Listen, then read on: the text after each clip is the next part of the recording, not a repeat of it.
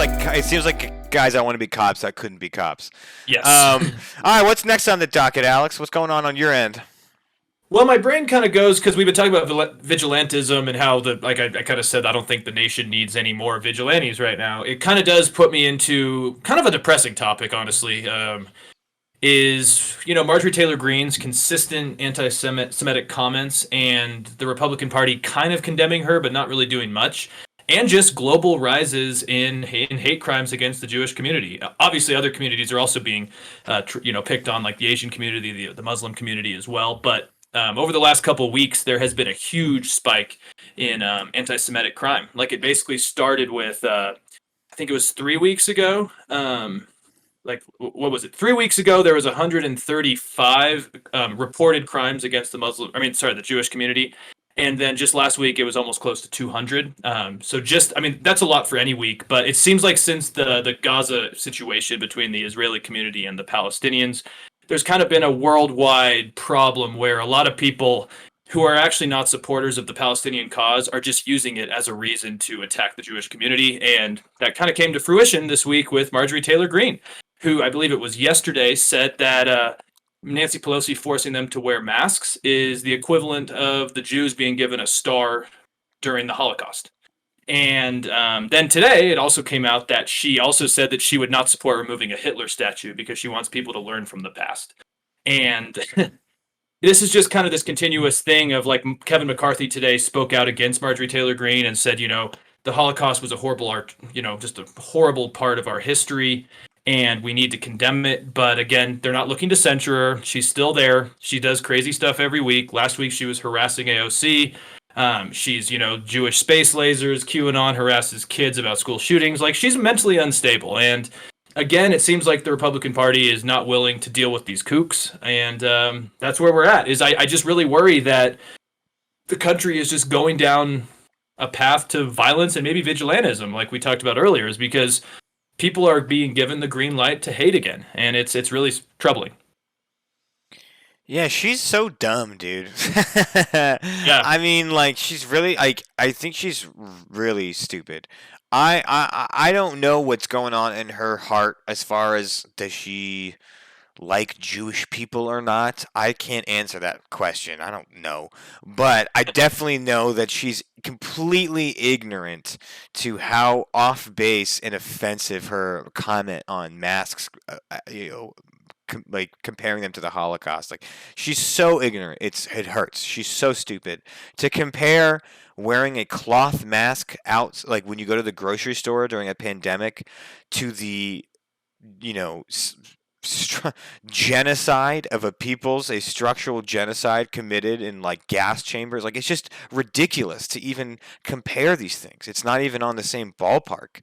And it shows, again, from my point of view, this is the most snowflake crap I've ever heard. Like, you can't wear a mask for a couple more weeks? By the way, Marjorie Taylor Greene, if you got your vaccine, which I doubt she has, if you get your vaccine, you could probably take that mask off quicker. Like, we're literally almost on the way out of this pandemic, and you're still making this mask thing to be some political wedge issue, and you're comparing it to the Holocaust. Like, this is such a joke. What a snowflake like BS thing to say. Like, come on. Like, aren't you supposed to be tough? Aren't conservatives supposed to be like tough and gruff Americans that can withstand any challenge? Like, what a pussy! I'm sorry. I mean, like, not to use a genderized term, but like, just because she can't handle wearing a cloth mask, it's a joke, man. And again, like this dog whistling of like, or this weird thing where she says Jewish space lasers, and like, there's this, of course, anti-Semitism associated with white supremacy. That's pretty obvious. But then to like use like it's like the same thing with like Nazis and Hitler. Like every political side wants to use Nazis and Hitler for their own political advantage, whether or not it has anything to do with the context of what they're talking about. And this is another example, like throwing out the Holocaust. Like, oh my God, come on, are you kidding me? Thankfully, even though she's not getting censured, which she should be, I think, because her comments are just abhorrent, she has been stripped of her power in committees a few months ago, and that still remains. So she is kind of just flailing her arms for relevance. But yeah, it's sad. No, I mean definitely, and no, I mean it's really interesting because the Senate actually doesn't have a mask requirement because actually most senators, except for like I think it's like two, have not. I think it's Rand Paul and one other person. I would have to check, but basically the whole Senate has been vaccinated, so there isn't a mask requirement. But in the House, there's a bunch of just loonies, and like obviously they need to have a mask mandate because unfortunately, even people like Marjorie Taylor Greene might be vaccinated, but they're never going to admit it because of their weird base like mantra that's going on with vaccinations and just COVID masks. I do like I wish I could just laugh off her craziness.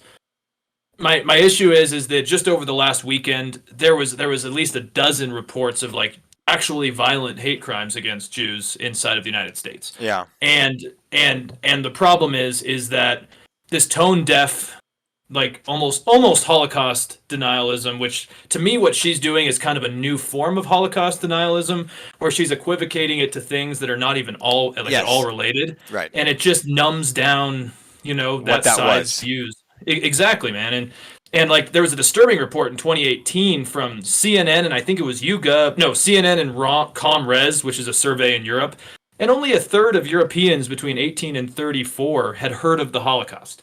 And so I just worry that if we have more leaders like her who are just willing to kind of just do these false equivalencies around the world. I mean, France has a huge problem with this right now, Germany too, just to name a few. Like, I just worry is that if we keep doing these false equivalences and strong politicians don't stand up to it, we're just going to see this happen. And like the Republican Party is in a huge dilemma because Marjorie Taylor Greene in the first quarter of 2021, I think was the most had the most fundraising out of anyone in the Yeah. House. Sure is a lot of money. Yeah. And so like there's a demand problem, right? The people want her. Like and there's not enough kooks to go around and Kevin McCarthy probably I mean he has no backbone. I think he's quite politically stupid. And yeah, he spoke out against it today, but okay, why don't we not use any of her fundraising money for anything inside of the party? Why don't we like stand up to her, maybe actually get rid of her because this needs to stop. Yeah, and I think that's the problem is she's so like she's popular among the Trump base, but it's like again, it's like I think people in the middle or outside of the Republican Trump circle are looking at her like she's an idiot. Like I wouldn't put her on any kind of pedestal. She's like the conspiratorial Facebook mom Karen that just happened to get elected. Um, so yeah, pretty strange, pretty strange. Definitely like it shows that there's this. We are certainly in that weird time, especially with the issues with Israel and Palestine going on right now, which we talked about in a different episode. There is this wave of anti-Semitism, and there's just tricky line because criticism of the Israeli government should be just that. It should be just criticism of the Israeli government, right? If you're doing the criticism, don't equate what the Israeli government's doing to all Jews. That's unfair. If you're receiving the criticism, right? If you're an Israeli hearing criticism about the Israeli government, don't necessarily equate that to criticism of all Jews. And I think everyone needs to remind ourselves of that, right? Criticism of Donald Trump was not criticism of American people, right? Or a criticism of what it is to be America. It was a criticism of Donald Trump. In the same light that criticism of Netanyahu and the Israeli government should be just that. And then it oftentimes is conflated higher. I even know I'm just here again in Los Angeles, a story about, pro-Palestinian demonstrations were going on, and it got a little rowdy, and people were like yelling at some Jewish patrons of a store, and bottles were thrown. I don't know who threw the bottles, but whoever did it, it was bad, and certainly, Jewish people on the street are not responsible for what's going on in Gaza, in Los Angeles and going to Gaza. So it's this weird time where Jews and Israelis and references to the Holocaust are being thrown around a lot, and Marjorie Taylor Greene is certainly not helping. Exactly, and just the last thing I'll say because I totally agree with you, but we can then move on. But David Pakman, probably my favorite independent progressive podcast guy. I mean, he's Jewish, Argentinian Jewish, and he said that over the last week he's just received so many anti-Semitic tropes because he's tried to stay somewhat out of the just defending the Israeli government. He's trying to paint both sides. But he basically said the more that people are aggressive and hateful towards Jewish Americans specifically, or German Jews or whatever, they're just going to feel like they have to turn to wanting to go to Israel more. Like, ironically, by putting more hate towards the Jewish community, they're just going to have more of an allegiance to maybe turn back to the Israeli government and actually need to go to Israel. And that's kind of problematic because the Israeli government is quite bad, but the Jewish people are obviously amazing, like every other people. And it's this like kind of catch 22 is the more you push them away, the more likely they are to be sympathizing with Israel. So, It's yeah. but it's also there's two sides to that coin because you're absolutely right. The rhetoric people use can often push people away, but it's also to be fair. Like I think some people get upset. I think some people misconstrue criticism for Israeli government as anti-Semitism. Mhm. Right? It does play both Absolutely. sides. Where it's like, okay, well, just because you're hearing criticism though, don't assume it's anti-Semitism. But also, if you're going to criticize Israel, don't be anti-Semitic. And so, like, there's definitely instances where people conflate things, but as a whole, um, obviously as a whole, I mean, anti-Semitism is wrong in any form. Um, so yeah, it's a tricky thing. I mean, it's a tricky thing when people are so sensitive to this topic that you might have a point that you might think is a nuanced point, but someone may receive it so emotionally that they construe it as anti-Semitism or anti-Palestinian or something.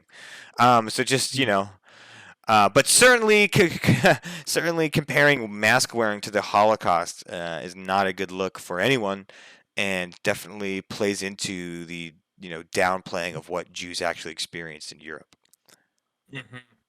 And yeah, like what Gina Carano said. I remember, the Mandalorian actress a few months ago when she compared like turning on your neighbors to when Nazis turned on their Jewish neighbors.